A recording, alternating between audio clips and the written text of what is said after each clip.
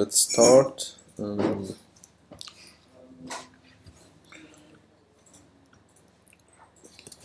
Let's take the last homework submitted by Richard. I think I forgot to post it to the Google Sheets page. Yeah. So one trick, like I showed to you and not to the others. So you can go actually. I don't know if you know Code Sandbox. Anyone of you know this website? So, for example, if you want to send me something or you want to kind of share with me code, but it's sometimes a little bit difficult because for each I need to clone the repo and run it offline. Sometimes it doesn't work and spend more time. So actually, you can copy your repo if it's built using like React App, which is the case. You copy and you go to Code Sandbox. You say create sandbox, and you say upload import from GitHub, and you paste the URL here, and you say open sandbox, and it will actually fetch the code and show it to you like in kind of. Nice. No, so you can share with me actually the code and the view and everything. There is actually an editor here actually, so I can see your code. I can see Richard code now. This is a really good option if you, for example, you are debugging and you don't know something. It's better to just create a Code Sandbox like instance and send it to me, so I can. And now it's really good, so we can review the code and see it actually how it's running. So zoom in a little bit. We'll say this. No.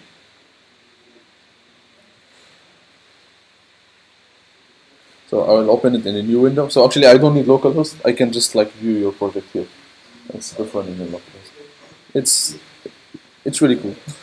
I can say. So.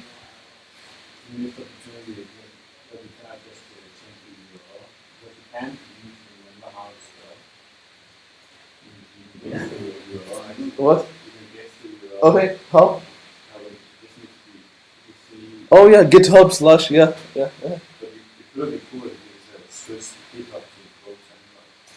Yeah, actually I did it in the last class. I teach it like from the bottom, like kind of using but love student didn't like it. So this is why actually I started it. Because like they said, when we try to like use the Create React app and code editor, we had problems and stuff. So I said, okay, I will not do it. But I really like actually last class I was teaching here, and it's really cool. I can send you the link, and you can view it, you can fork it, you can edit it, you can do whatever you want. So can you see? I don't need to zoom in more. No, it's clear. So you can see here. I will just repeat what I've said like last time, just to kind of have a better overview. We have React DOM. React is a library responsible for creating description for your components. What do you want to render? React DOM is responsible for actually rendering this stuff into the browser, because we discussed the possibility that you can actually render stuff to mobile or to VR and stuff like that. So they are like separated, so you can actually have something that you can put some like in a lot of places. We have index.css, just like a CSS file.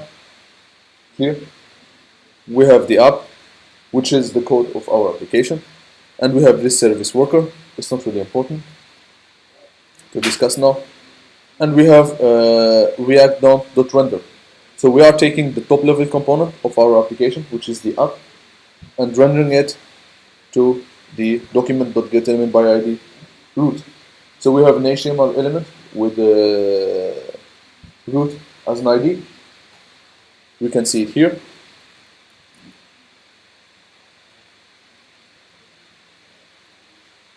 This one. So this is kind of empty. And using React rendering, we will actually render our app into the .diff, which is the case here. You can see here our app. So all the code or the components of our app will get rendered to as a type to one div or one element. Do you have a question?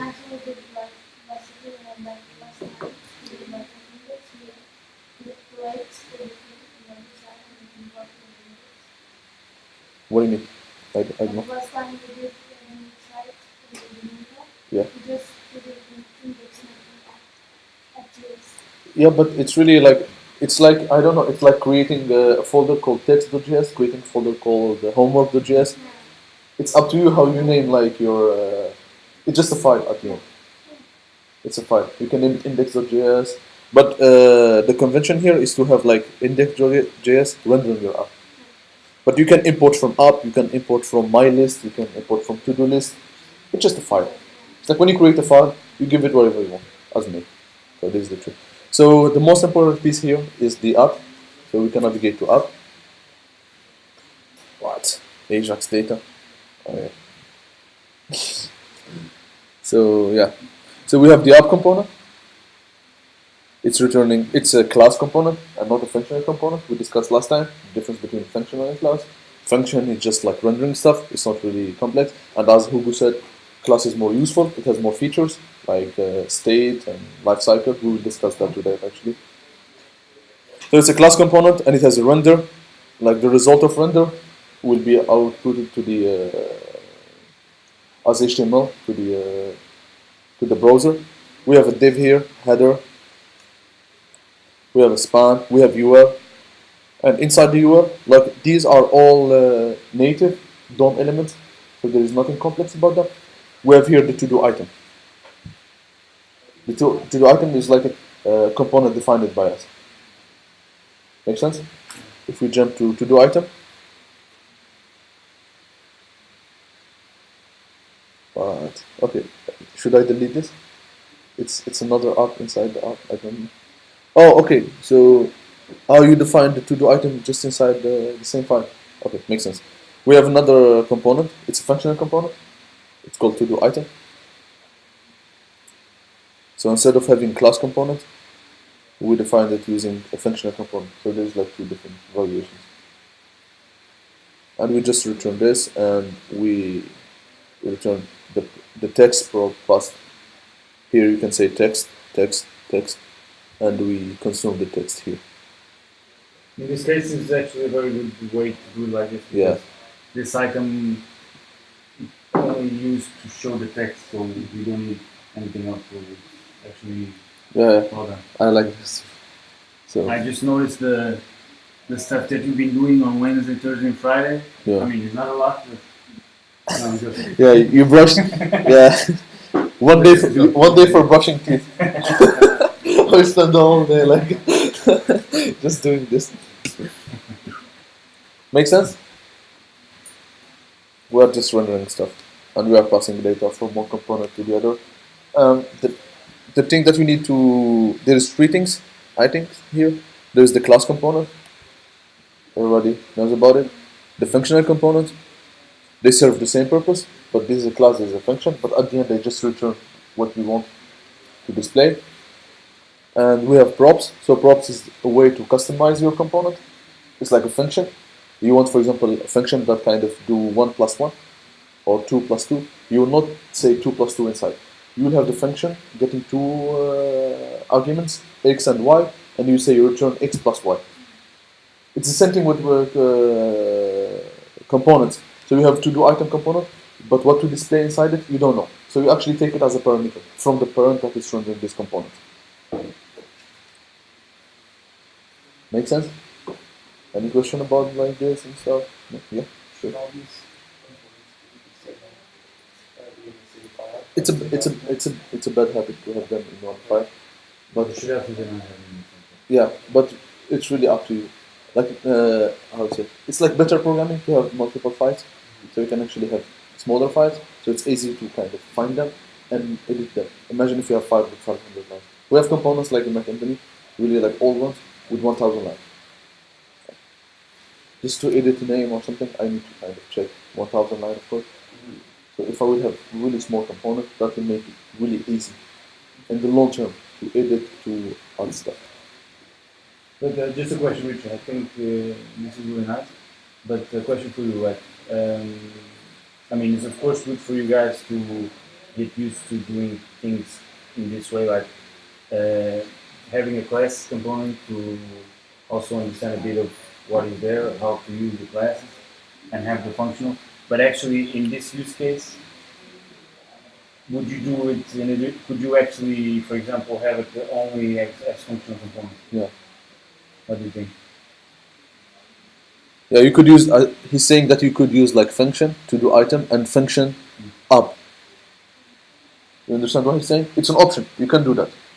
No, but the important thing is if maybe okay, maybe because probably have a Yeah. one. Yes, okay. So Yeah, maybe but- later at the yeah. day we can talk But about what Hugo is saying is important. Is to know where to use the. which, which- maybe at the end of the day. Yeah, we can actually. Yeah, that would be good. So make sense. Do you have any question about the homework? Something it was difficult, easy, something you want to add? Something? The line of Wednesday, September, I thought we were make a new class for this. What do you I don't know, mean? but You I could, thought you could do it. Yes. because I was like, oh, if I just use No, you could. if I just write it like this, then therefore I was like, oh, how could you do that? Okay. I'm doing it right now. No, but the test the text is basically a prop. You always have to have it like Yeah. instead of having the text, you could. I mean, in a real application, you have this from like an API, like from another. But you mean that the to-do item you thought it needed to be a class also. Yeah. You could have done it like that, but It's up to you. Yeah. Up to you. We will see like where Yeah, like. but should I use that instead of text? For the, but you mean you? if I'm in a new class Yeah. and I want to write the date, Mhm. but not like text. We can say, for example, like completed. You can completed true. Okay.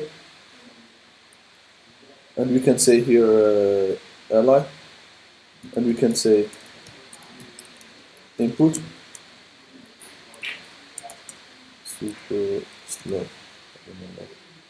We can say input. Type. We will say checkbox. Checkbox. Remember checkbox. And we can say checked equal props dot complete. And we can, yeah, so you can see here. Can you see here? If I will pass, for example, completed here, you can see this one, it's not completed. I will pass completed true, it will be complete. So props are a way actually to customize your component instead of kind of like having static stuff. You kind of make it more dynamic and more reusable. This is the stuff, more reusable. You can reuse it. But is this like does it answer the question? Or? Yeah. Okay. But yeah, I was just listening about it. Like in my scope, for example, if you write the number, You want to pass, you just like- write number. you want to pass date here? No, you mean regarding the text? Or? Yeah. Oh, okay, okay. Number takes like Okay. Let's say just a second. Let's say we have this. Let's say text would be dynamic. So we will say const text equal. Instead of having the static date here, you want to have it dynamic. Is your question? So I can do this. I can say new date and say here text. So I've constructed the text dynamically. And if I will go here, it's saying like the current time, Central Europe. I can format it Yeah, like of course. yeah. second. I don't remember which function is used to. Dot format. I think get string something, get local, You can specify the format you want. get local string. I think. Yes, this one. So you can say new date. Both. And now you will have this. And this will be dynamic. Does this answer your question a little bit, or you still have more? So props are kind of values, and a JavaScript like value could be anything. Could be a promise, could be an object, could be a function. You can last time we discussed passing a function. Remember when we passed the function to the input handler? So when the input will change, we can actually see. So you can pass anything actually as a value here. So this text variable could be anything, could be an object. You can pass an object within an object. You can pass an array. It's a JavaScript value. And the value could be almost anything that you can imagine. So anything that you can assign to a variable, you can pass it around. Because technically, text is just a variable. Make sense?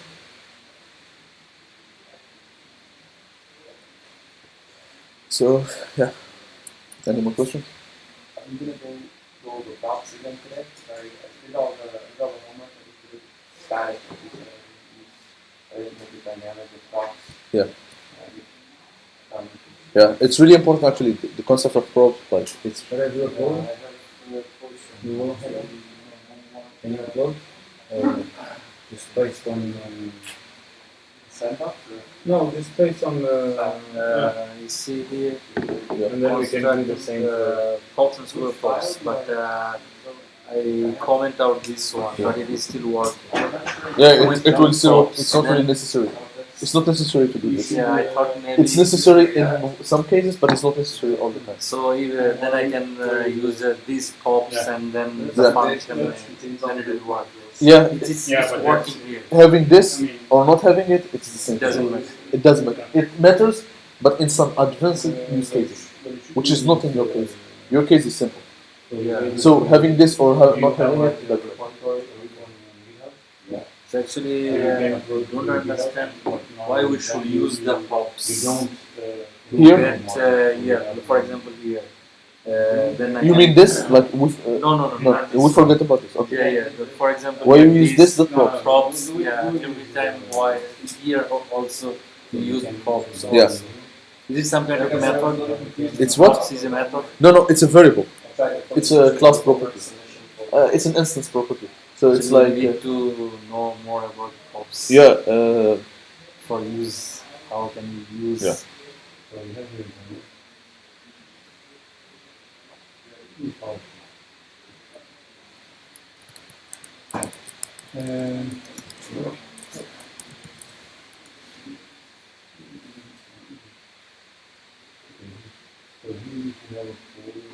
Uh,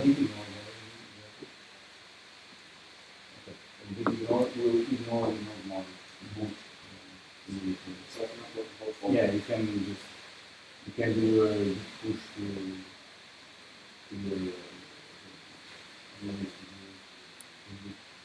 I think it should already be up to date.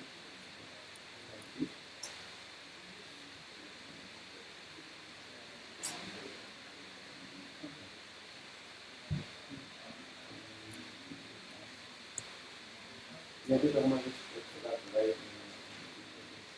You already push it there? Yeah. So then you just need to let the wire.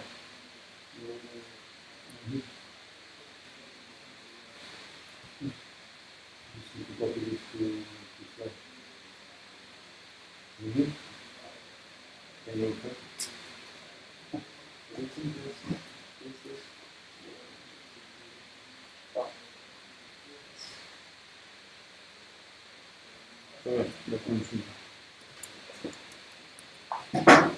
So some people ask me actually again about props. So as I said before, props is a way to kind of have your component more dynamic and more alive. So if you have, for example, a component, let's say that's like hello, your name. Okay, we can say, for example, hello, Yunus here. Okay, and I will render my component here. Okay. Let's say I will render multiple welcome.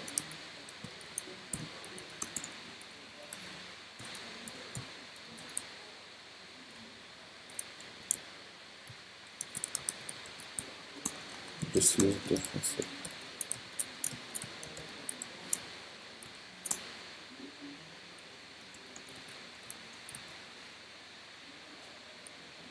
Let's use Kevin, for example. Cool. Okay, you can see here it's rendering hello Yunus no matter what I pass it. So the trick is to kind of reuse the component.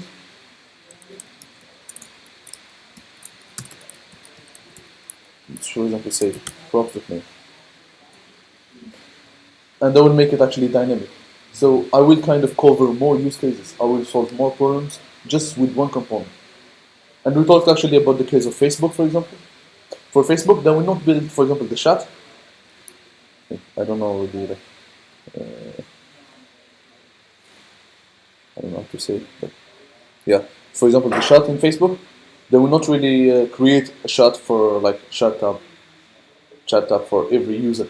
They will have just one, and what to display in the name, what to display inside the messages, and when you type what to send, it's defined by the props.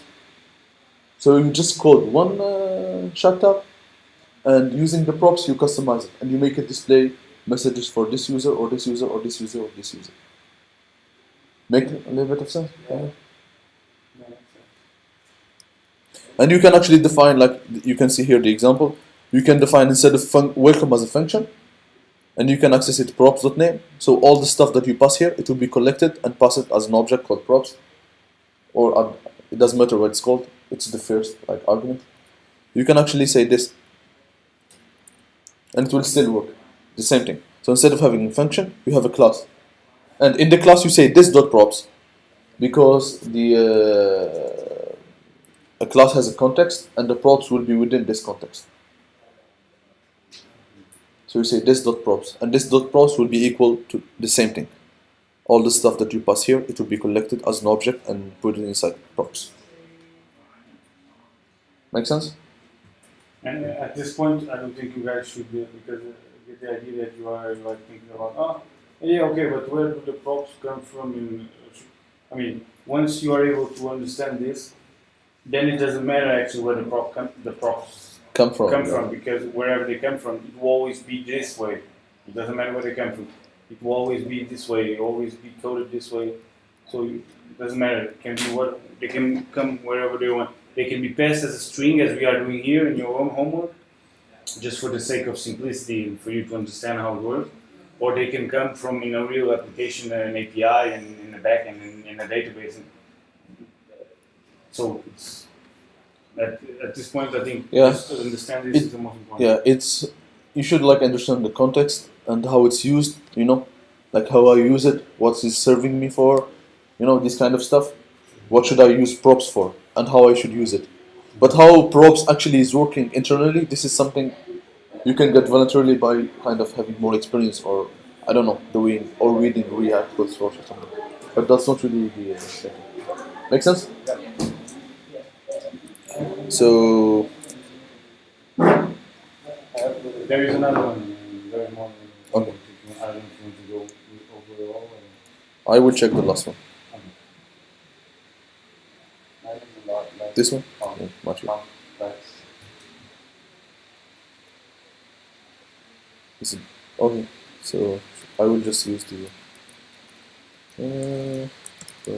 box.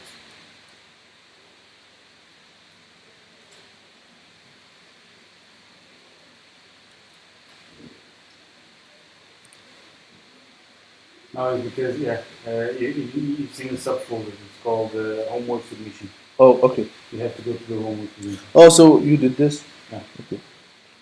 I don't think there's really a way. I'm not sure. But I will check. Yeah, it should work. I've never tried this. But yeah, let's see. It's a learning part. It's learning, yes. Yeah, it's working. Yeah. Cool. Come on, well, you need to work a little bit on the design part, but we are not here to Yeah, design. yeah. I'm worse than you when it's come to design. But it's cool. Why do you say a lot less? Because I did it sad when I was in there, Okay. and I tried to put lists in as a different file. But So yeah, makes sense. So exercise actually could be. I will kind of make this. Looks really long. I will make this kind of like using props. I will edit your code, and let's see how I will actually make it using props instead. One question of my list: does this have to be a new folder, or could I just put it on a whole new folder and not? Up to you. Okay. Really up to you. If you have, for example, if you have, for example, a lot of files, let's say 20 files, It's better to organize them in folders actually than having 25. So, but at the end, it's really kind of you. There is nothing. The browser will not care if you have files or folders. But of course there is best practices and a best Exactly. practice for. I mean, if you at a later point start working as a developer and now you are working in a team of other developers, there is best practices that you should follow, and you should probably follow have one folder per component or one folder per page. Then it depends also on the project and it depends on how big is the project that you were saying. But yeah, you should never have more than, definitely never have 2 class components in the same file. Yeah. You can sometimes have, but still avoid having 2 components in the same file. So every component should have its own file, right? Even if it's a function. Yeah. That's a good question. And also, like, imagine having pictures in one folder, having like 100 pictures in one. That's annoying. Just pictures. Imagine code in one folder. So you should think about like how you kind of like go and jump into your code and how you edit it. That's really important. And you follow like the best practices as Google said. And it varies from one company to the other and from one person to the other. So first thing, I will create const array. I will create an array, and this array will be an array of text. So we'll say hello, to do 1, to do 3. Okay. I will say array or items equal array. Make sense? So technically, if I will go to list now, I will have access to the array using this dot props. If I will use this dot props dot items, because this would be inside the context, which is this dot props. So if I will say this dot props, which is all the props here, dot items, it should be technically this array. That's true? Yeah. Make sense? So if I will console.log this dot props, so it should be all the props. Okay? So it's an object that has a property called items. So if I will say here dot items, it will be the array. Okay? Because props is an object that contains all the properties that we pass, like the attribute, and it will be key value, key value. It's an object. The name that you will give here, it will be the key, and this is the value. So if I will say items, I will get this. If I will say name, I will get this, and you can see it here.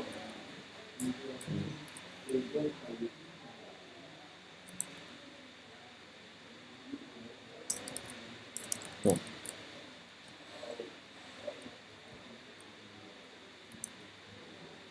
You can see here, I have items and I have name. And I'm interested in items, so I say this dot props dot items. So this dot props dot items should be the array. Clear? Agree about that? And instead of having this kind of static, I will delete it and I will create it automatically, kind of, dynamically. Yeah, that's the point.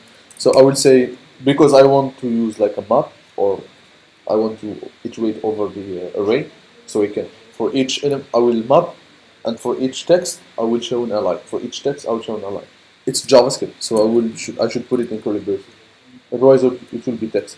If I will say this dot props dot items, this will be literally this dot props as text. So if I want to make it JavaScript, I say this. Okay, and I will say map, which is the text,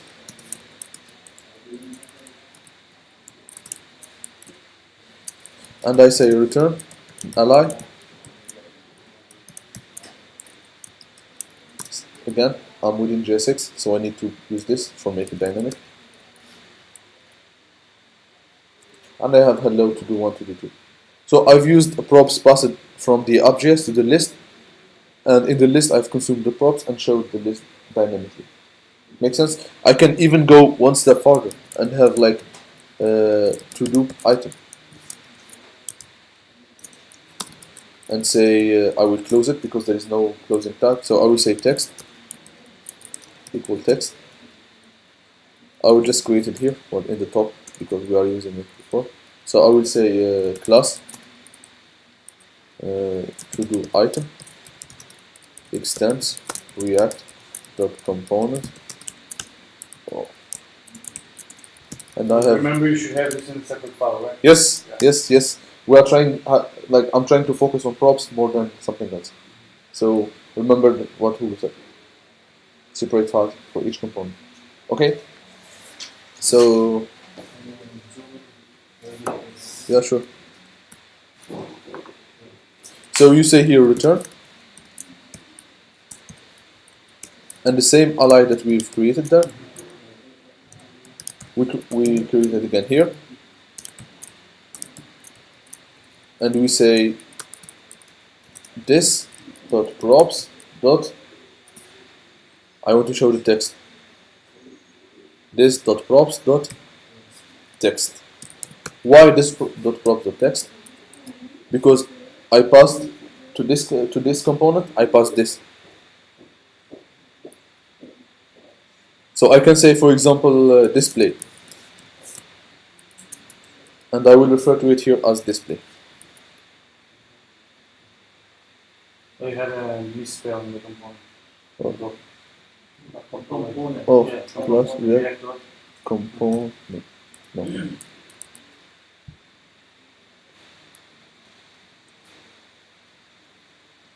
Yeah. Make sense? So you just refer to give me this dot props dot display, and React will go and see. Okay, there is something called display. Give him this as a value. Make sense? Are we clear about props? So if you want to do something, then props. Props is a way to pass data to kind of if you have like for example child components. So if you have for example like an app component has a lot of children and you want to pass data to it, you can use props to do that. It's like passing arguments to function. That's related to your application. Basically. Yeah. What to pass is really related to up to you. Make sense? Are we clear about props? David? Yeah. So next, actually, I will cover one more thing, one more important thing. So I will have index here. I will delete everything. I would say up.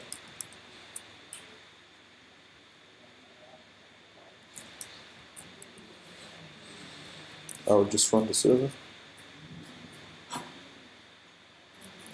I'll say yarn start.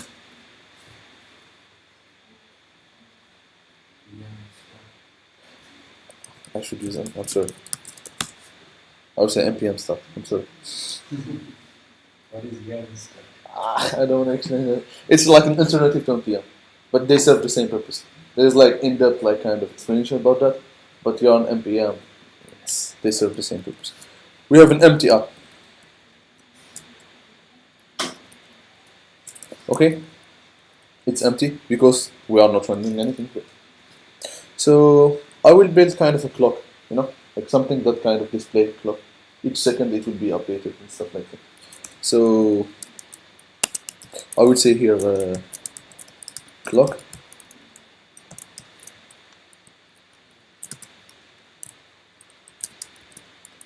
Okay, but I don't have a clock component, so I will import it. I will delete all this stuff. Import clock from clock. Okay. I don't have a clock component still. I need to make it. It's too much. What do we put in a folder, folder? Yeah, we can do that actually. It's really up to you because here we have just few files. We have few files, but okay. It's You're creating a file. You need to create a folder. oops.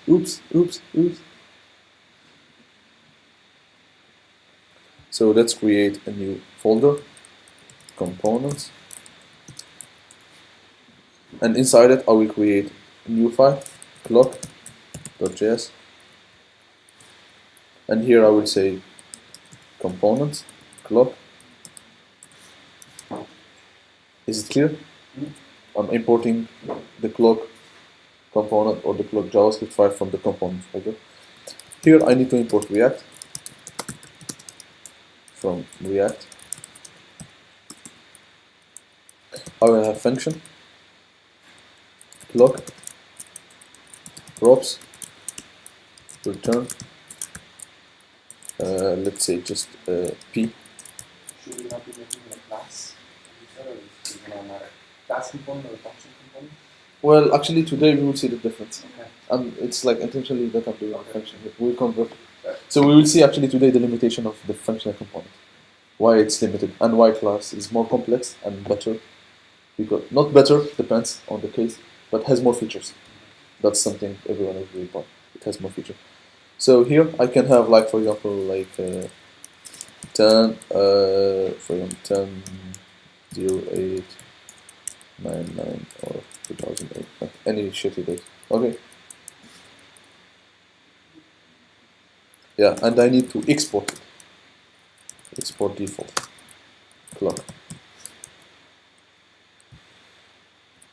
Okay. This is a clock. Well, this is not really a clock. It's just displaying like a day. So I want to make this component more dynamic. Okay.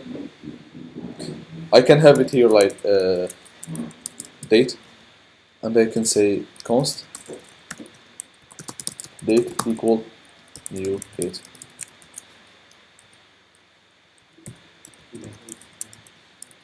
Yeah. I would say copy the string. It's a little bit dynamic, but still, what I want is like actually local time string.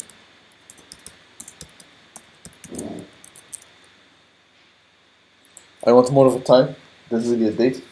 So I want this app to be kind of really a clock. So each 1 second it will be like 50, 51, 52, 53. How to really do that? Well, usually I know that you can do it alone. For example, you can use set timeout. Remember set timeout? And each 1 second you increment like date, or you get the new date. Every second you get the new date, and it will be automatically there. But technically within React there is like a specific like place where to do that. So the idea is to have this clock. When this clock will be displayed on the screen, when we render it, we will start doing that. But you cannot actually, for example, if I would say, let's say I will have the date here. Okay? And here I will have just like hello. Test. So we'll have date. I will use the date variable from outside again, but it's outside the component. Okay? You understand what I'm saying? It's outside. Does this work? Yes, because I'm just referencing a variable. It works. But let's say something interesting. Let's say set interval. Remember set interval? Set interval instead of set timeout, which is like do something after time, repeat something after X time. Clear about set interval? So we can say after each second, do this.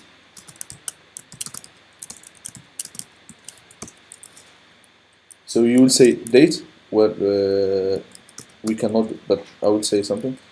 We can do the same thing here. But one gotcha, this const, we cannot really override a const. It will be an error. Yeah, so let's make it let or var, up to you. Okay? And now, like each second, we will display that. And we can say here console.log. Date.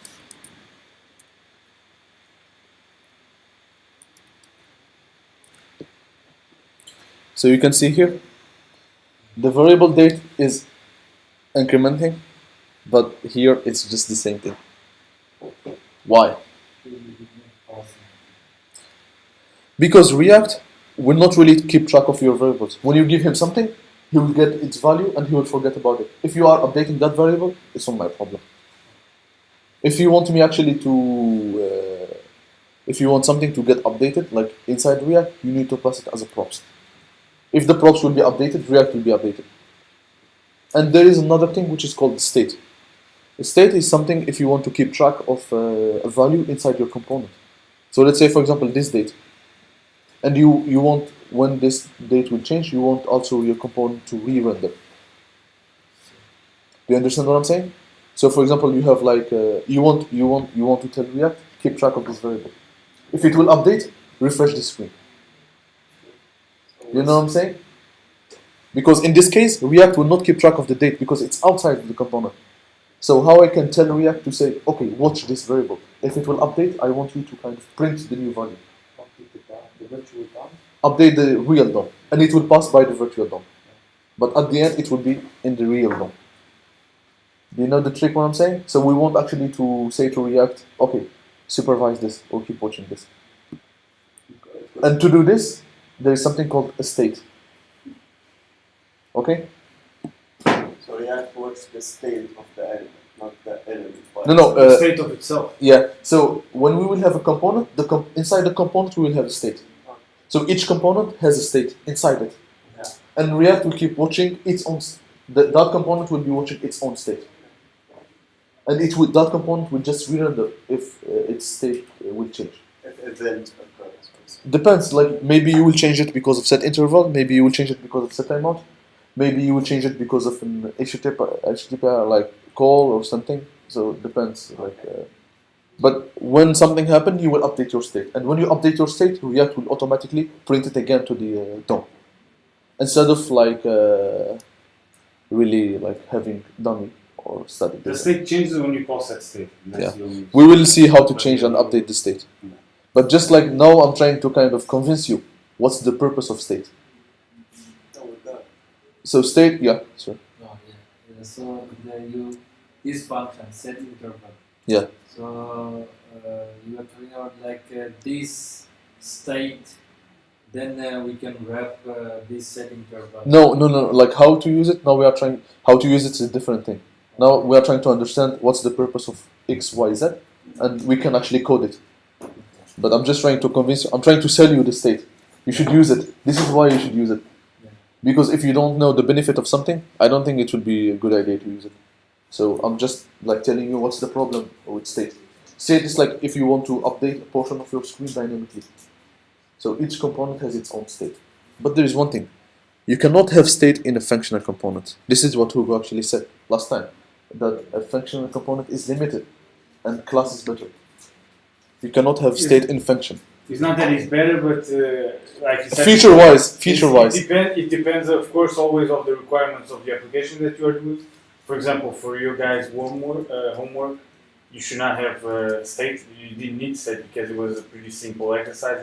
But of course, when the applications get more complex, then of course you're going to have to use state. So the function component is limited to props. So if I don't Exactly. need the You state, cannot. Yeah. But it's good because it's limited. Because if you will read the code of the functional component, it's so simple. But a class, maybe it has state, maybe not, maybe it has props. So there is more stuff, and with more like power comes more responsibility. So if we set here in the function this Python. What? Props.date, it will not work. It will work. It will work. But you need someone to pass Oh, the prop. You need someone. For example, this clock component is rendered inside the app. So we need to up to say date equal, and we will have the same problem now.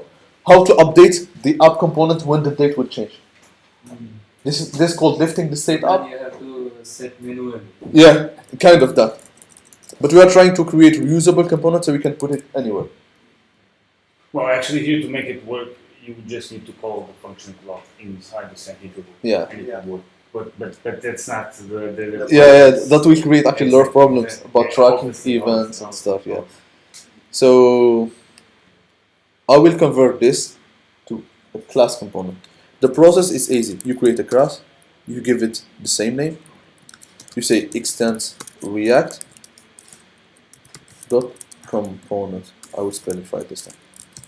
And you have a render. So what's inside here? It will be inside the render. And we will delete this. Well, we've upgraded our class into still working, but not really updated, because we still didn't really use the state. Is it clear? So to use the state in a component, you need to have something called constructor.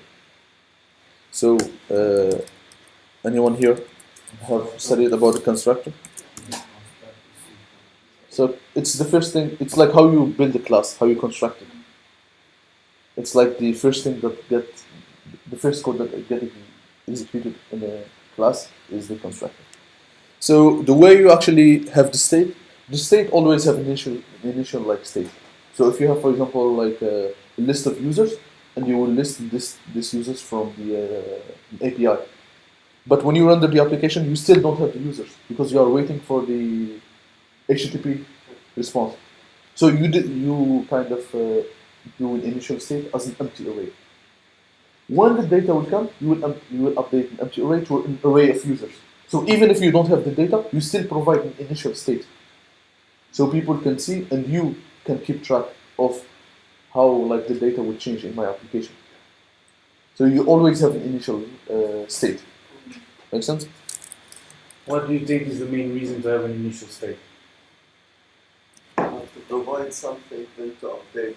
So it's For example, if That's a good idea. But let's say that we have a list, and let's say that we're returning the first element of that list, right? Yeah. If we don't set an initial state, that list doesn't exist.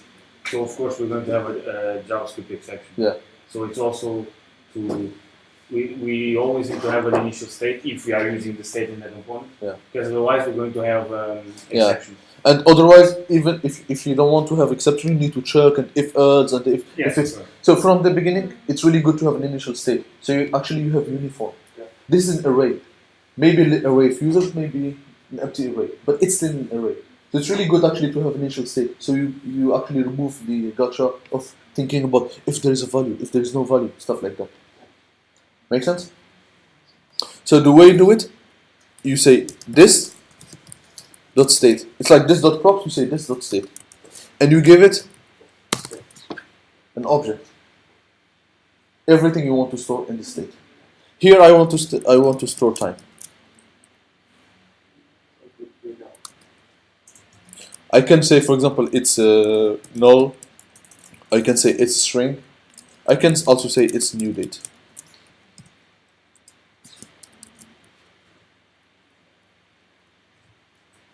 Yeah. Yeah. No, yeah, exactly. I need to explain like one more thing. So anyone here, we actually discussed last time classes and inheritance. Do you know like the super keyword? I saw constructor. When you do this, you know what's this? No. We discussed this last time actually when we had the shape. Why do we use it? Yeah. So if you are extending a class, another class, so you are getting features from it. Okay. So that class also has a constructor. And if you are using feature from that class, you need to construct it first. The main. The class that you are inheriting from. So when you call super, you will say, okay, before building my class, build the class that I'm inheriting from. You're not really building it because it will get built automatically, but if you want to customize the build, you want to pass like different stuff. Because obviously you are inheriting from that class, but you want to pass different things. For example, like an obvious example. To enter the. Exactly. So I can say here, for example, like class, shape. I can say constructor, name.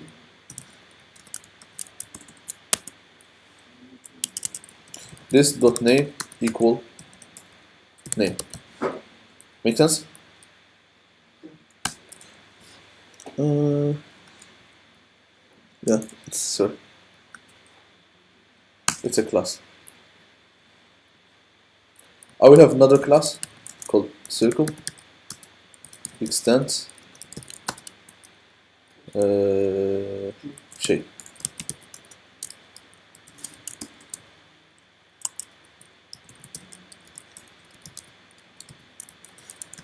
It will get name too. It's the same thing. But I can say this dot name equal name. But the problem is like I'm already inheriting a feature that kind of like provide a name. So I already have this feature. So why I should create another name here? So what I can do actually is to use the like the parent class and say super.name. And this constructor will be called with the name that we pass to the circle. Okay, so Like getting a permission to alter the. so you won't actually. So let's submit this code. We run it. So we can say now const c equal new circle name. Or I will edit this shape class and make it, for example, like say hi. And say hi will display just the console.log. Hello. Yeah, or hi. Formal stuff. This dot name. Yeah, so we need to actually. So we have the shape. We have the circle. It's calling. So I can say now C equal new circle and give it, for example, like wow, a circle called wow. Okay, if I would say wow dot no C dot say hi, it will be hello wow. Even that say hi is not defined on the circle. It's defined on the it's defined on the shape. Say hi is defined on the shape, but I can call it on the circle because I'm extending shape and I'm getting all the feature from the shape class. But wouldn't you get that without the super keyword? I will get that without the super keyword, but there is only one thing. Now, for example, this is saying this dot name. So I'm actually overriding the name in the shape class. How I'm overriding that? Calling the constructor super. So super name will actually alter the parent class, and I will say, okay, your name, set it to where I'm passing to you. It's like customizing the parent class, kind of. And if you did it without the super class, would it throw an error? No, let's say I will do it without the super. I need to refresh again. We have the shape. We have the circle. No super. Okay, empty constructor. Or we can say this dot name. Well, this in this case it would work, but I don't want to take you in that confusion. But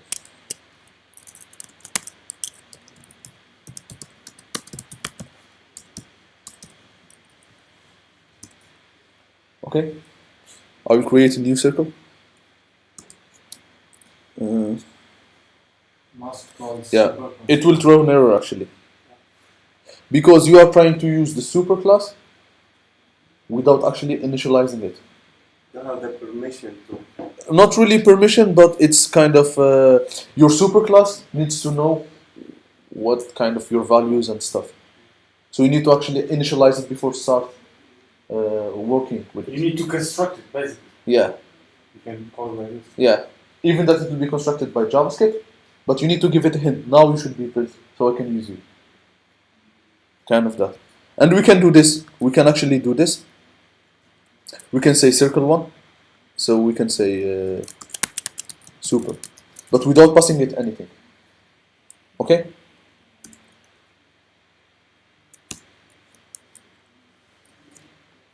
So must we say circle one. So now we have circle now. Circle one. So we have C. It's a circle one instance, and we can see dot say hi. It will still display wow. Okay. But the thing is,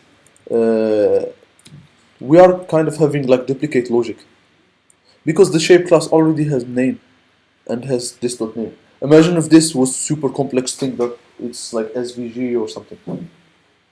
Imagine that you had like 1,000 classes that are derived from the shape class. Right? Instead of having to declare the say hi or the name in for example the say hi, instead of having to declare in 1,000 classes, you could use the one in the parent, just pass a different name, and it would be That's what we're using code. You can writing less code. You can see here, for example, in the circle. You can see in the circle one we have super and we have this dot name. Okay, and also in the shape class we have this dot name. So you are repeating code, but you are inheriting from a class. Why not using the feature that class? It's like inheriting from React with component, and you don't use this props. You use your own thing. You don't use this props. You construct the props manually. Yeah. It doesn't make any sense. Why you are inheriting from me if you are not using my features? So the super is really kind of a hint to the class, to the parent class, to say to it, okay, I'm now constructed, and I want you to take this props, or I want to take this value and be customized the way I want you.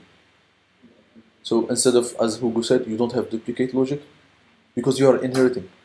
The whole idea about inheriting stuff, so you don't have it everywhere. So actually you have like central place, where a lot of clients or a lot of classes can actually inherit, and you don't duplicate logic. You put logic in one place, and all these places will inherit the logic. Like for example, in the React world, we have the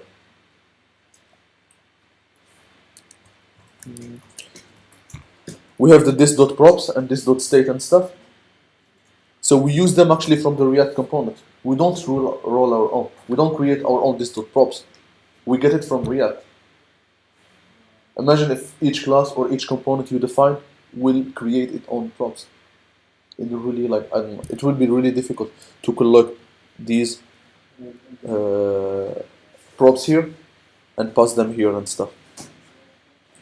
It's I think I will paste on Slack because it's also good for you guys to kind of get used to reading stuff by yourself and trying to understand the stuff that you read online. I will paste like a link of explanations you can read and like later when you write it home. And because the super I understand that might be exactly. So you can read it later and try to understand it better. But it's not really related to React. It's really a JavaScript base. Exactly. It doesn't have anything to do with React. It's JavaScript base. So we call super, and the constructor will get the props. Because it's constructed, and React will actually pass me the props that I pass here. So if I will say name here, test, props will be an object that contains name test. It's like functional component that get the props.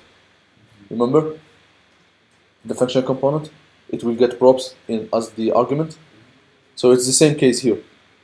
But instead of like having it in the function, you have it in the constructor of the component. Clear? We can actually view it. So we have name test. We can say super. And we have always write code after the super, because like you don't want to get into trouble where the parent class is not constructed well. So you actually construct the parent class, and after that you start doing your work. You don't do work before, because you need that class. So you construct it first, you are done with construction, you do your work. So I will say console.log props.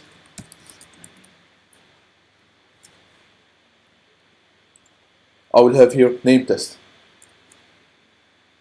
So props here is what I put here, and it will get rendered into the component constructor. Make sense? Make a little bit of sense? But still, like, It's something I'm probably gonna have to read by myself. I'm not really. I'm gonna go through it on my own. I'm not really following too much the super. Okay, but Yeah, can you forget about the super? Yeah, Because actually- Can you forget about because it's I'm trying to explain it now, Just put it. but it's not something that you kind of need to understand how it works from the because it's by experience. Yeah. So you can say super props. The thing actually here, it's good for you guys to see it this way because that's one way of writing. But another way of writing, actually, you can completely erase the super and leave only the state. Erase everything except the state, even the constructor. Can Yeah. do it. Yeah, you can do that. Yeah, I But- mean, it's another way to Yeah, write. exactly. With less code, you can just have state equals and then the object of the state, and you can remove all the rest. I mean, just The way he's talking, actually, you can do this. Yes. You set the state. But you this set is the- like an experimental you know JavaScript, like every year they have a new standard. Mhm. So this some and they have like 4 stages. So you jump. So the 0 means like it's just a thought. The second one means like it's like more of a thought. Some people are start working on it. The second one means all people agree that it will work. You know, there's like stages, like protocol, how to get stuff to JavaScript. There's like a lot of discussions, people discussing this. We want to add this, we want to add class. For example, class passed by stage 1, stage 0, stage 1, stage 2, stage 3, Yeah. stage 4. And the 4, yeah. But this you guys if you're not using something in the constructor that you're going to pass down to the state, you can completely recur like this. Yeah, so You it's can really, do like this. yeah, you can go with this. 100%, yeah. And And it's if really, it's simpler, if you don't have to think about the Yeah. because the question of super, I pasted something on Slack that you can at home read to maybe try to understand a bit what's happening under the hood, because I might understand it can be a bit confusing. Yeah. So Yeah. we can maybe Yeah. me from here. yeah, we can learn. The problem, like, we will need like to bind after. So, and we can still bind using this, Yeah, property, can have a- but that will kind of, Yeah. you know, This- they will not like get like why it's, you know. yeah, okay. Go back to So you will have a constructor. You will call the super with the props that you passed here. It's not really something that you need to customize. This is kind of static. The only dynamic thing is what do you put after the super. Okay. So every time you create class, constructor by default, and you will have time here. Okay. So now, still, it's not really refreshing because we are not doing anything. There is no magic. You need to do everything manually. This is the idea behind React. But there is something we can do. Do you have the React Chrome extension? Yes. you need to Everyone? As a React developer, you need to have it. Yeah, it's a must-have. Sure. Quick question: has Jacqueline written? If she wanted to join via the Slack channel, you maybe dial her. She's in Copenhagen, but she got sick. I can't really see. Just try Yeah, To, oh. Maybe try to. No, let's try to call her maybe so that you can have her on the Slack call. Yeah. Who? Or Jacqueline. J-A-C. C. Okay. Yeah, Jacqueline. How do you know her? And then.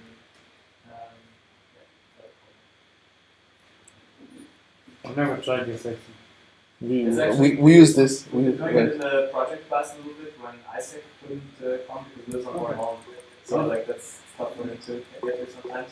It actually works quite well to share the screen and then have someone just sitting in the background and so you have the sound high enough and they can chime into it.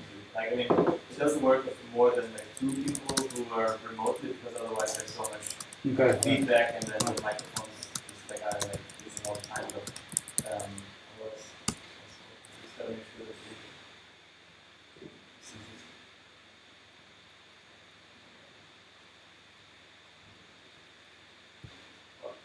Yeah, I'm calling her.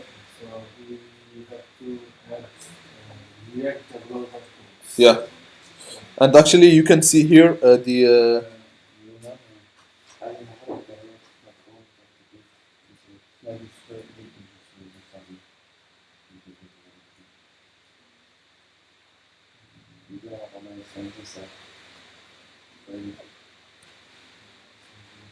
You have to save like if I Yeah, thought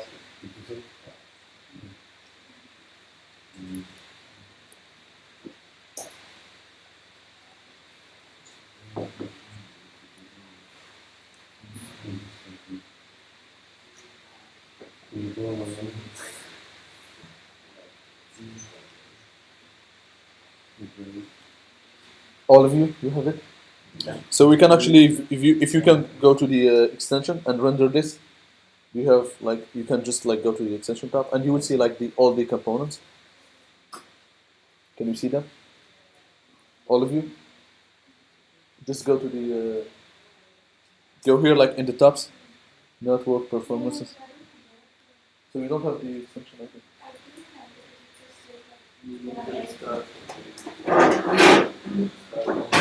I'll help you 1 second. So you can see here. It's not really something you can still have it like as a homework installing the extension. Yeah, but the thing is like you can see here your component hierarchy. You can see here your component hierarchy. So you have your app, and you have your div, you have the clock. And this is what we have actually. Can you follow me, please? It's not. I'll help you. Don't worry about it. I'll help Yeah, you don't need. They don't have actually the source code, so you. you can have it as a homework actually to see that. But it's mostly like showing you. So we have the app. We are rendering the app here. You can see app is the top level, and it's the top level here. And after that, there is a div with app ID, a div with app ID,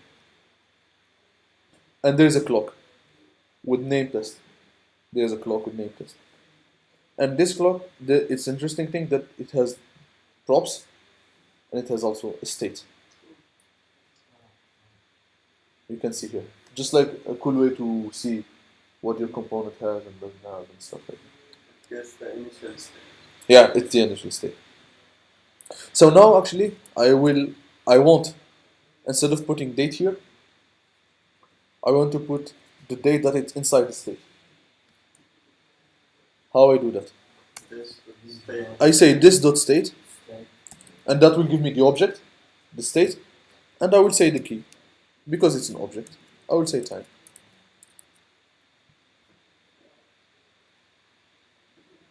Oh, cool. You need to call this. So log with time. Because it's an object and we want to display a string. So I just converted date because I don't want a date object, I want the string of the date. Like the time. So I will say new date and it will be in the time variable. So this dot state of time, it's here. But we are still not updating or doing anything. Make sense? So now we set like an initial state for our state and we consumed it, we displayed it. The next step actually is to update it. Every time, for every 1 second or something. Make sense?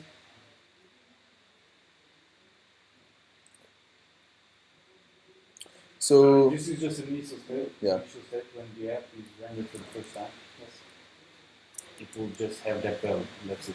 So that we name it like initial state as we update it in the. okay, so you mean this? No, I mean the time. So Yeah, it's but the like problem- the initial time. Yeah, we will not have initial time and No, after time we just keep overriding time. Every time it's like having counter, having an I in the for loop. It will be 1, 2, 3, 4. You don't have initial I and I in and final I. So we have a variable, we override it. Okay? So this is the state. Another thing now, I want to put the set interval. Okay? So a way on how to do it is to have something called life cycle. So what do we want now? Now we want when the component will get rendered or when the component will be displayed on the screen, I want to start the counter. Which is like every 1 second do this. Make a little bit of sense? So I want to start the timer, the interval, not in a random place. But once the component, it will be done rendering, when the component will be on the screen. So I want React to tell me, okay, now I'm done rendering. Do you understand what I'm saying? It's like a way to React signal to you and say, I'm done doing this, I'm done doing this, I'm done doing this. So this we call it lifecycle. So if you actually put a method here, so we'll say component did mount. So this is just, so we say console.log done mounting. console.log constructing.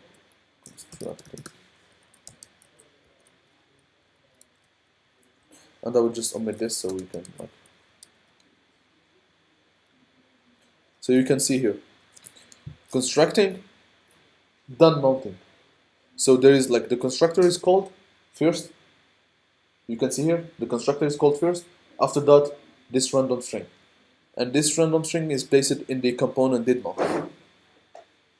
What does component did mount means? Just a method. It's like any method. I can have a method here called display or say hi. You didn't call it function. I didn't. This is the trick. I didn't call it. So React has some kind of reserved words, not really reserved word, but there are some conventions. So if you why render will display the content of your component. Why not render one?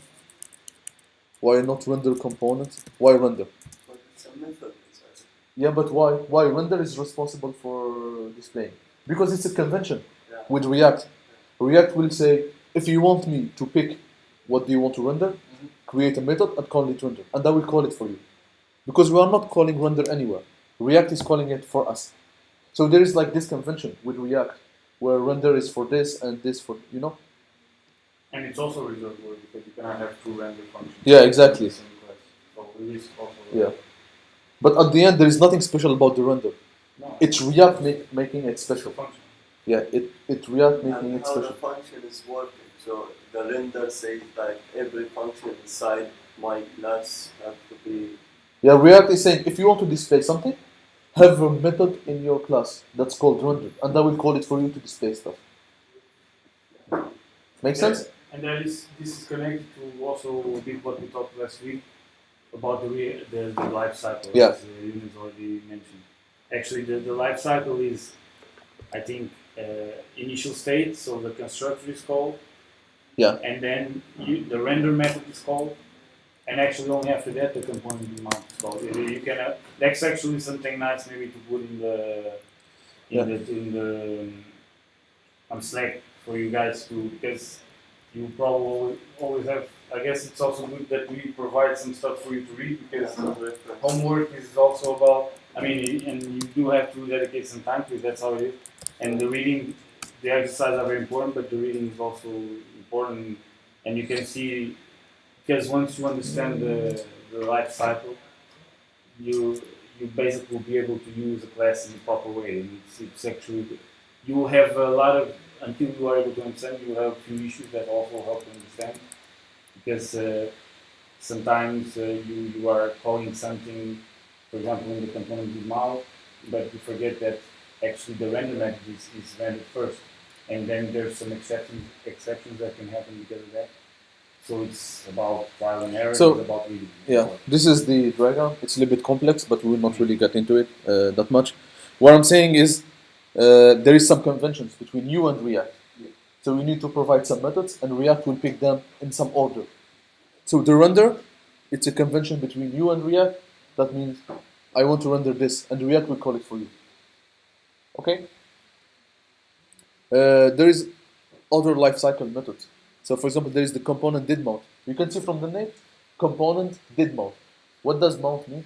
Mount means like it's already in the browser. You mount it, like you put something on the wall, or you mount something onto the wall. So you mount the component to the DOM or to the browser. So component did mount means the component is done mounting. So the code that you will put here, React will call it after the component will be done mounting. Yeah, but he's mounting it on the render. Why would? No, he's not mounting it in the render.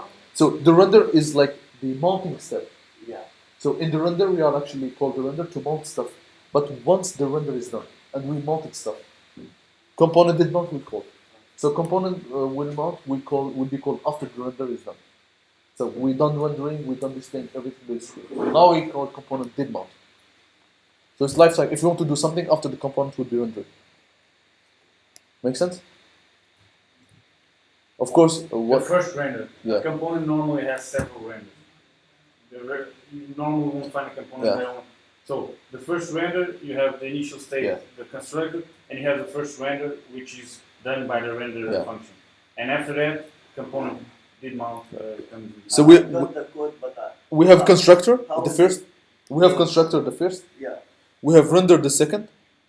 Yeah. After render is done, we call component did mount. You can create a console log address to Yeah. Yeah, but the render the first function is invoking is the say hi. There is no say hi. Say hi is not invoked at all. It doesn't contain any code.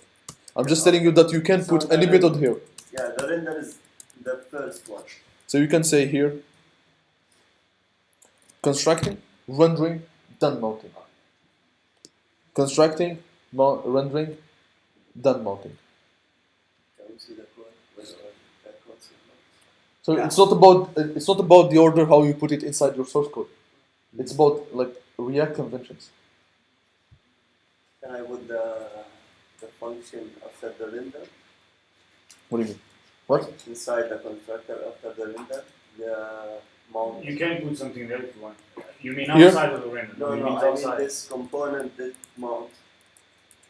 I don't understand. Sorry. The component did mount Yeah. function. Can I put it after the render function? No, it doesn't matter. This is just source code. Yeah, How you I put mean, it? How you put it? Which would But it's not a good practice. which would it be console before? No, it's not about the order how you put the code. No. You can actually have the constructor like anywhere and the render. It's about React calling your methods. So it's still construct, rendering, done mounting. And readability. Yeah. And for readability purpose, you put the constructor, you Yeah. put the component did mount, and you put the range. It's like some people prefer to put the render at the end, which is really there is no one actually doing the opposite. Everyone is putting the render at the end, but that's not related to how your code will get executed at all. At all. Method is something like first constructing and rendering. It's just a convention. Something- There is something nothing like this. about how your code would run. Yeah. It's not related, but it's good so we can actually have. So can you show that graphic that you found? Yeah. Because we have to see the- So, for example, here we have mounting. Yeah. So, let's forget about this stuff. Yeah. So we have only this. So we have mounting. Okay. After mounting means we will put the component on screen. We have constructor. We have get derivative set from. This is something really advanced. We will cover after that. But we will have the render. So mounting, constructor. We have the render. And the constructor is only called, like you can see, that's why they put it here, in the mounting process. Once it's mount, so the initial state is set in the beginning, is the first state, and it's not called again. We It's just only, update the state. that's something else. Yeah. That's It's yeah. something else. So just you need to retain that after mounting, the constructor will call. When we decide to put the component in the screen, we will call it constructor. We will render it. After done rendering, we will call component did mount. Means we are done mounting. And you can do some stuff there. Make sense? Make sense what lifecycle means? Yeah, this is a Of course, lifecycle. yeah, how to use it and what's the use cases for the lifecycle. It's something we'll cover a bit later or on your own. But just to get, I'm trying to give you like the context. What's this and what's that? Make sense? So the component did mount, it's a method that will get called after the render is done. So what's the point of it? What do we do? If you want to, for example, to do something after the render is done, that's the idea. Maybe you want, for example, after render, for example, let's say Facebook. So And you always want that because so in a web application or any kind of application for that matter. So an application is a lot of, it's like an engine, there's a lot of moving parts which are yeah, separated from each other. So let's say I when you don't get know. information I don't want. I don't want to display my from own. your application, Like the notification. No, not really. But it takes time to get it. I mean, it's not, oh, I want this information. No, there is a process of that information. It's synchronous and asynchronous. I don't know if you guys cover that in JavaScript. Okay, so it also relates yeah. to that. So let's say the case of this is my Facebook. Let's say the case of Facebook. So when you render this, so initially there is no messages. Okay, there is no messages because you don't need to display the messages. So when you click for example, my friend, listen, I will render the message and I keep scrolling, but the messages are not there. They are just loading the messages. So after the component is done rendering, this square here, we will start fetching the messages. So we don't actually fetch everything in the beginning, and that will be a lot of megabytes. Okay. You get a little bit of the context? Yeah. There is some use cases, and with with learning more and developing more applications, you will learn more. But this life cycle is good if you want to, for example, do something before, after, stuff like that. It's like the purpose of React. Yeah. To do this. Yeah, exactly. So do you see like a little bit the use case of this? Yeah. And that's, Okay. For example, when you delete this component, when you, for example, let's say I don't know. Let's say you create a new one. Not create, but you click on an. Yeah. So for example, you create a new one here. Okay. When you actually mount it, because it doesn't exist, you will mount it. It will start fetching the message after done mounting. So when this component will render, it's so fast. But this is what's happening. They don't have the messages here. When you render this friend, or you click on it, they will render this component, and this component, after done rendering, it will fetch the messages. Let's say you close the component, and the messages are in the memory in the browser. So we want to delete them actually, so we don't consume a lot of memory. So after the component will mount, we want to fetch the message. After the component will close, we will delete the message. So we also want to say to React, do this after the component will get deleted. You know? And how to do that? There's another lifecycle called component will and mount. Will means the component will, and mount means it will disappear from the screen. So this component is called in case of you open, when you close, or when the component it will disappear from the your tree. You can for example say this dot my data equal null. Let's say there is data. Okay, and you can do this. You can say here this dot my data equal fetch data.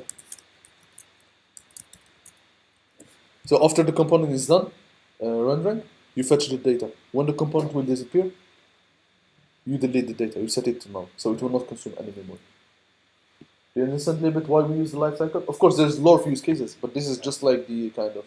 This is actually what Yunus has here is actually a good example because this actually React they give this example for the usage of components on mount for the setting interval.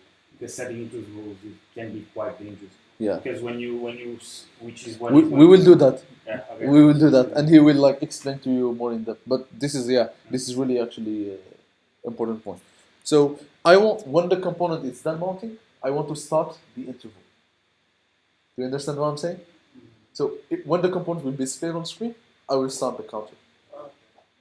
I will not start the counter while the component doesn't need the counter, because the counter will create memory and functions and stack and shit. Why I should do that? No one needs it. So when the component is ready and it's on the screen, now it's the idea. It's the best time to start the counter. Make sense? So you say this.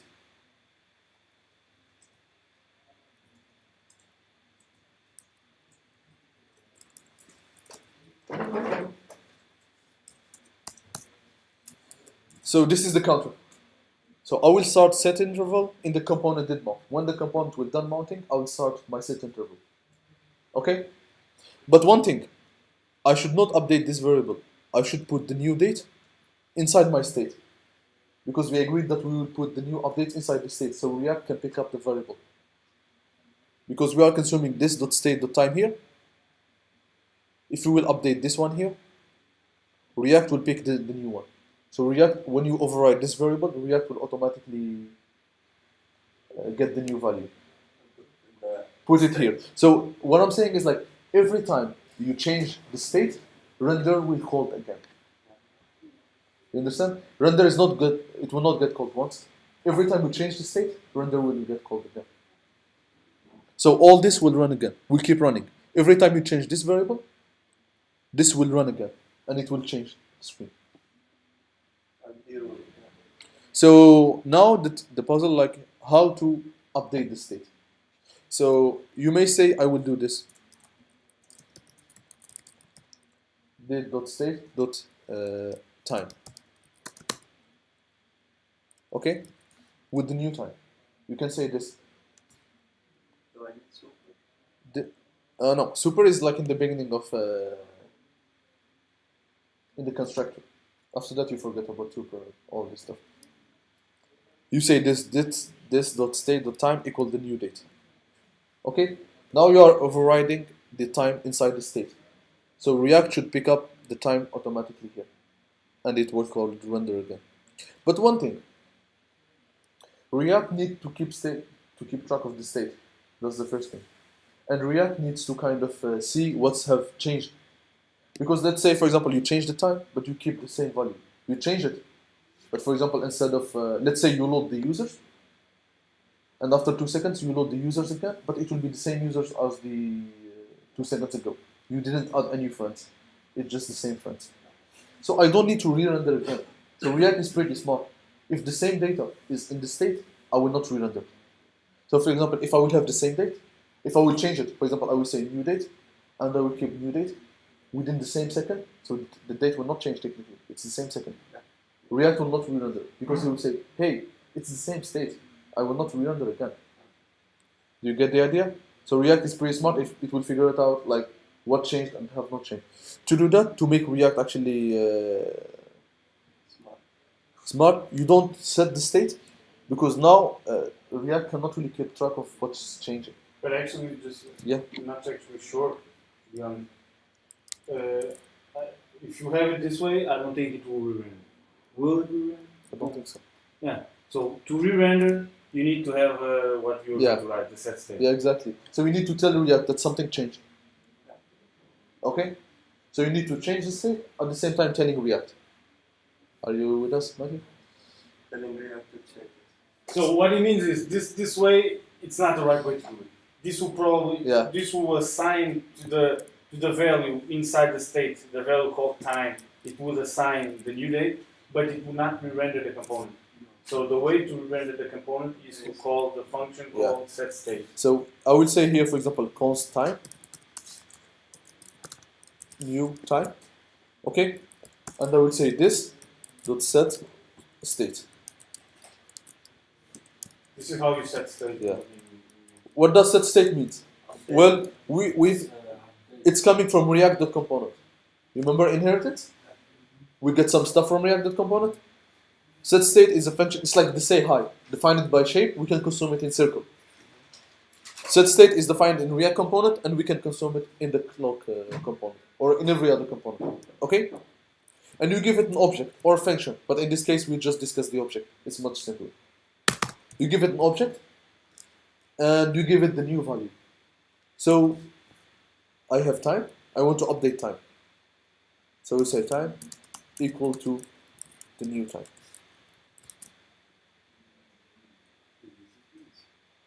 Make sense? I'm So overriding the original time. You assign the value in the const, the new time, to Yeah. the state Here. key called time. And this because this dot state dot time it will be overridden by this new time. And now And it will re-render. we have a clock. Every second. Ta-da! Magic. Magic.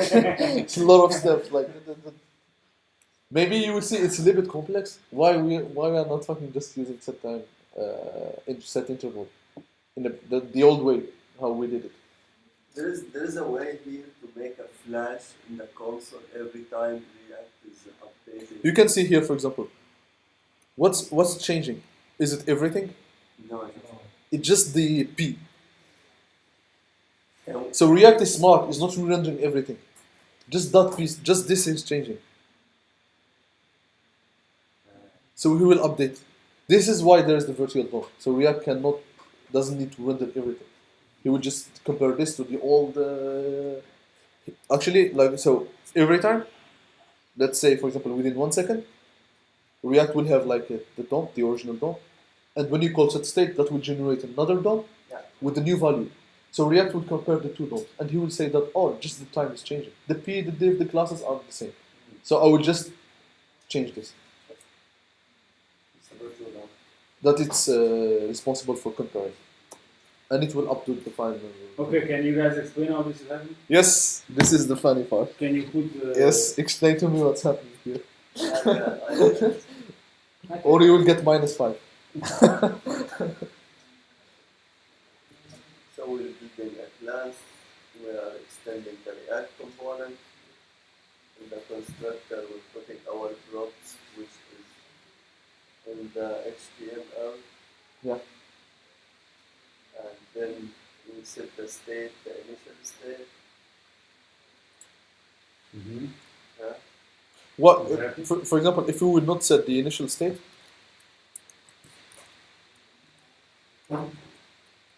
it would be really fast, but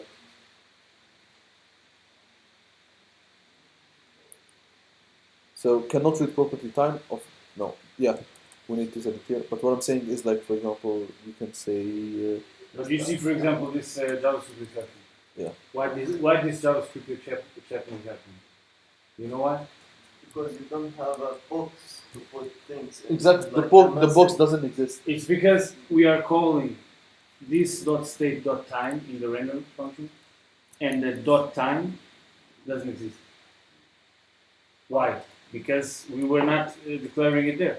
Yeah. If we don't declare, if we don't set an initial state, because the render function is going to call this .time.state, but it's calling something that doesn't exist. Yeah, because we didn't So it's initialize it. So now time is a prop of the Prop? construct- It's not a I prop. mean property Yeah, it's a property inside this class. inside this class, Yes. but we have to put it inside the The state. state. Why we put it inside the state? Because React will watch the state, and when you do set state, React will re-render it then. We cannot call it without a prop. Like we cannot bring a component to HTML without a property. I don't understand. Like if I don't have this property, I cannot Which property? the time. Oh yeah, There's no way to call it to re-render it then. You want like to each time like having 13, 14. Now it's working. Yes. Okay, but with this HP interface, What? so it takes like 1 second Yeah. at first. Yeah. Because there is no initial. Exactly. There is no initial. It will start saying. If we will say, for example, after 4 seconds, we will render it. We will wait 4 seconds. So it's really important actually to have initial state. And he said also not having initial state on the property level, but having a proper initial state. So when you access the variables, you will not say "Poof," and define something you're doing. So always have initial state and also initial state for your data. So you render something meaningful to the screen before the user is done. It's like Facebook. Let's say Facebook, they are waiting for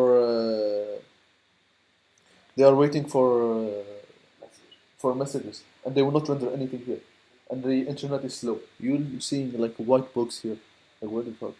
So it's really important to have initial state. So they render actually a loading message, like saying that the other person is writing. You see probably see the other one, because they want to show something. They want to have a good experience to the user. So they it's an example of the rendering something. It's important, and in that sense, Yeah. like having the initial state. If your class is going to have a state, you should have an initial state, otherwise it will probably break the whole For thing. example, yeah, if I want to enter an object which is not, like if there is a screen, a website, and I want to slide something, I can make the initial state is empty, then Yeah, set interval 5 seconds, Yeah. then put it Yeah. coming. Yeah. but it's always a There good. is uses like for Yeah, it's always a good practice to have the set state, so we can really kind of the error that we get about like accessing stuff. So, but Makes sense. here, here what happens? What happens in the component in mount? for example? Yeah, you need to continue explaining. Yeah, actually, I forgot about that. Component with mount. What happens inside? So, just a second. You were here. You were in this. You were like in the This- constructor. Continue from the constructor. Inside the constructor, the software gives us access to the Props. props from the React component. Yeah. Then state is from React component. We Yeah. use it to set the initial state. Yeah. And then we render. Then we render. We jump from here to the render. Yeah, we render at first. After we render our component to the HTML with our properties. Yeah, which is the initial inside state. Which Yeah. is the initial state. it. With the initial state. Yeah. Then after it finished, we update the state by saying. And after it finished, we call React will call the component did mount. So, for example, if I will say here s component did mount, this will not work No. Because it's. because React is saying if you want me to call, I will call a method called component did mount. Define it, please. So it's really about naming here. Make sense? Can someone else try to re-explain again? Yeah, it's open to everybody if you feel like you. Yeah. For example, if you are trying to do something like creating a clock Yeah. for the user, then the render manager, okay, I'm going to render the clock for the display. So then I can make first because you can write render and then return what you are going to do, like for the P or D, whatever it is. And then you can go there in the class component, in the first constructor, super. Then you can write the aesthetic means like what you are going to display Yeah. on the P, return Yeah. or read, whatever it is. Then set state it's called that state Yeah. because you already defined Yeah. it. And yeah, this is the function in the middle. Yeah. That's what we are going to do. Yeah, exactly. That's where you set the It's, state. yeah, it's setting the time, Yeah. how it's going, something like Makes this. sense. Actually, it's So, yeah, sorry. if you hover over it, like on VS Yeah. Code, it says I have the. Yeah. Call it immediately after a component is mounted. Setting state here will trigger the re-render. So, So even if I put a function before it, no, the order doesn't matter. No. The order doesn't really it's matter. just yeah. How about the component will announce? It's not doing anything like that. But yeah, because now the component will be here forever. If we have, for example, a close button here where you close the clock, that will trigger the component will mount. We can do that actually. Just related to the order, okay, so that there's no misunderstanding. Yeah. The order doesn't matter in terms of code execution. Yeah. So it doesn't matter the order, the code, it will not influence the way the code is going to be executed. The order matters in terms of code readability. So if you and your fellow developers, for them to read the code better, this is how things should be. This should be the order that you, so you should always follow this order. But of course for the code execution, the order doesn't matter. There is a set execution in the React. It doesn't. It just matters for the Yeah. way you read the code. Okay. If you start putting the render function on the top and the concern on the bottom, I'm going to look at it. What is this? Yeah. This guy's crazy. What's wrong Yeah, with it? exactly. It will be So really it's difficult. for Like readability only. jumping from Yeah. one to the other. Don't be crazy. Yeah. But it is very important because, like, you want to do code that others can read. Yeah. So that it is very important, but not in terms of code. execution. Actually, after that, it will touch the code execution. You know why? Because you will find a lot of bugs. Because your code Yeah, is bad. that's It will true. touch the execution. Bad readability might result in Yeah. bad code, and yeah, If you cannot read your code, and yeah, exactly. you will make a lot of bugs, and If that you- will touch. If you hover over this one, it says like it's called after the Yeah. bound as well. Exactly. That's actually a good point. You are cleaning up any DOM elements created. Actually, what we're missing here, Yeah. we're missing something here. Yeah. Which is what is Yeah. going on. Yes. So he was talking about something. So we are like, I think it's better if you talk about that because it was your initial idea. Yeah, so what we need always to do, this is, they actually in React docs they use, I think, this example a few times to explain the usage of the component will amount. And in this case, so you have a set interval. The dangers with having this kind of functions being executed is that, so the function is you execute it, you call it on the component in mount method, and there is a danger, and it will probably happen that it will continue to execute after The component is not mounted.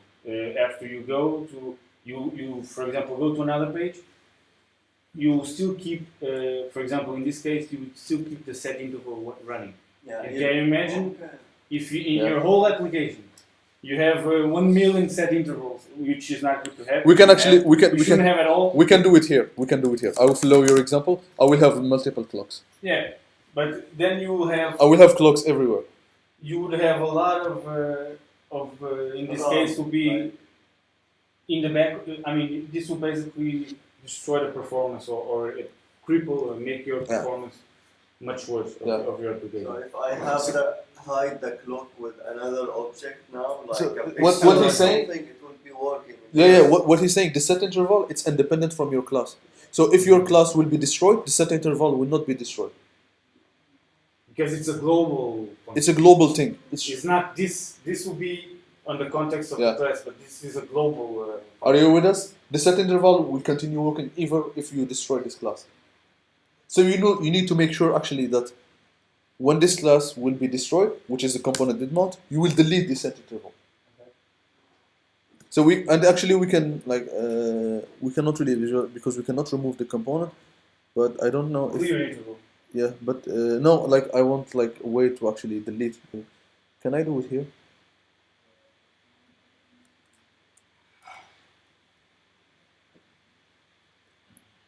I'm looking for a way to kind of call component did mount manually. Like it would be a really cool feature actually if you can do it here. Show find.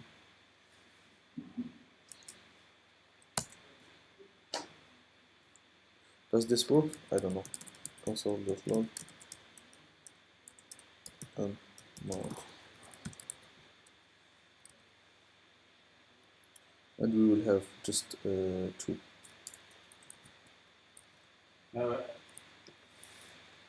So we have done mounting, rendering, and stuff.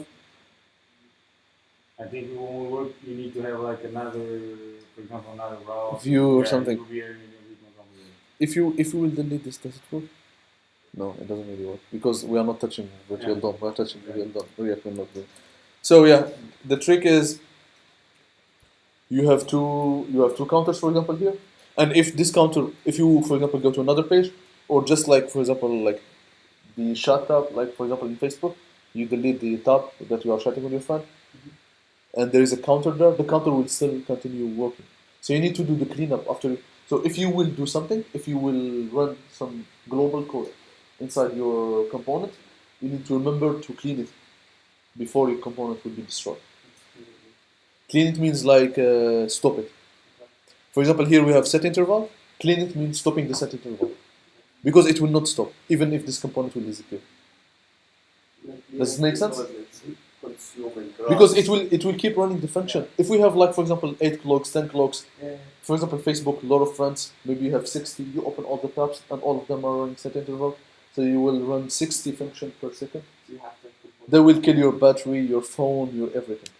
You use the component viewer now when you want to stop something from executing that you started in your class. For Yeah. example. In this case, an example is you set the interval and you want to stop it once you want to stop the interval from running every second, because what we're doing here is this set interval function is running every second.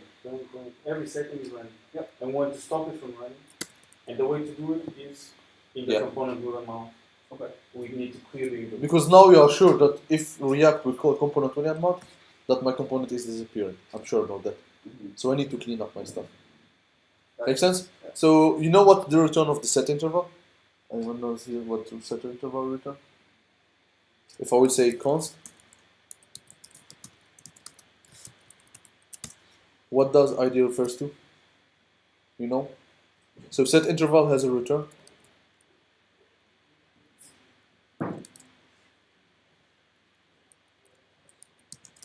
Console.log, say time.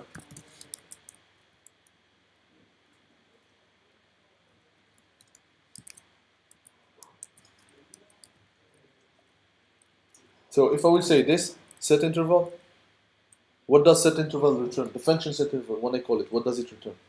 It returns an ID. And that ID is like every time, for example, let's say like ID 1 equal this. It's ID 1. ID 2.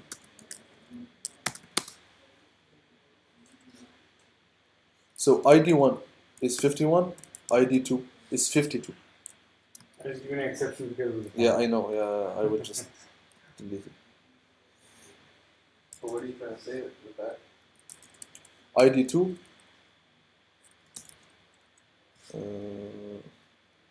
ID 3. So ID 2 is the result of the first set interval. ID 3 is the result of the second set interval. So it's just a number. The one is 32, the other one is 49. What does this number refers to? Well, every set interval, every set timeout has a specific number. It's an ID. So you can actually like clean it after. You can say I want to stop it. And when you want to stop it, you need to save this ID. So you can say here like I can do another example. I can do this. I will send you to the break. Just give me 5 minutes. So let's say you have ID and we have console.log. Each second hello. ID is number and each second will be hello. You can see here. I want to stop this. So using the ID, I can say clear interval. It's a function that I will pass the ID and it will stop it. No more hello. Make sense? So set interval, set timeout will return an ID. And that ID, you save it, you can pass it to clear interval or clear set timeout. And it will stop that function. Make sense? Pretty easy. So here we will say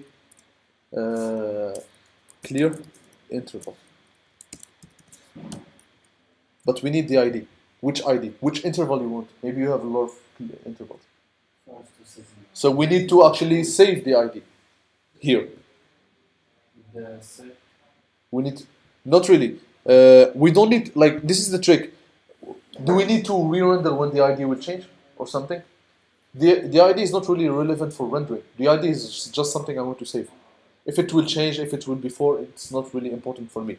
So what do? You store it as like a property. So you say this. A class property. That's Yeah. why is this. This is the context of the class. So you say this.id. So you say this.id will be the set interval. And here I can say this.id. So I set it here and I will get it here. It's like the initial state. I set it here, I get it here. So the stuff that you put in the state, you can access it anywhere in your class. Because it's a context that's shared between like all the stuff inside your class. Make sense? Does it make sense? I thought if you call component will amount by itself, will it not cease the function of What do you mean? the function component will amount? Yes. You don't call it. React is responsible for calling that. Okay, so when React calls it, will it not automatically cease the function of, say, whatever components we are currently running? In this case, it would be the set interval component. No, because how can React know which function you want it to stop running? Yeah. Whichever one it's inside of. But you have to say, so the existence of the component will amount, that is a good question, by the way, good question.